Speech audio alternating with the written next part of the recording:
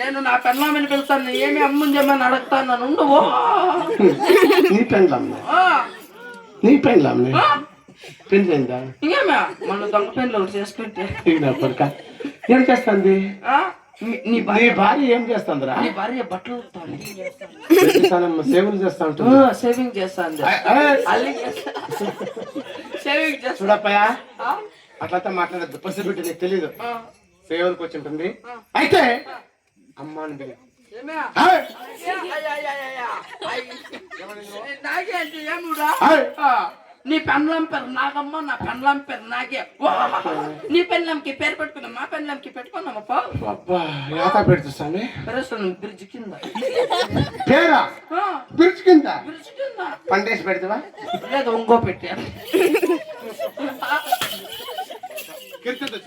చాలా వచ్చా, చాలా వచ్చేసి సోమేపల్లి ఆడవాళ్ళందరూ వచ్చిండ్రా నామకరణానికి. పేరు పెట్టేదానికి కిరసంత వచ్చిండ్రా? చాలా వచ్చేసి బాబు. ఎంతమంది?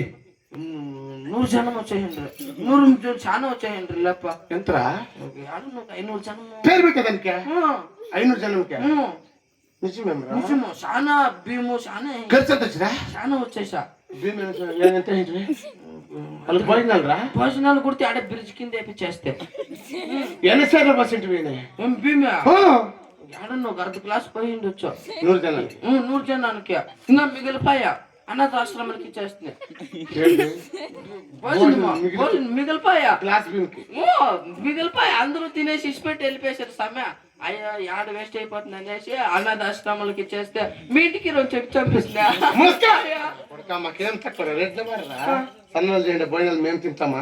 ఏంటికి తింటారు? అది ఆకలికి వచ్చేదానికి తినాలి కదా. ఆకలికి వస్తే బాగా తింటారు. సంప్రదాయాలు అంతే. తలారి నా 7 మంది కన్ను కుమారులు ఇటువంటి నిత్యమైన పని పాటలు దిగుచారంటే ఇప్పుడు నా భార్య దొరసారి నేను పిలిచి పోదాం. అది అప్పుకు లేచిందిరా. తలకాయ అమ్మా అప్పుకు మంటేంట్రా?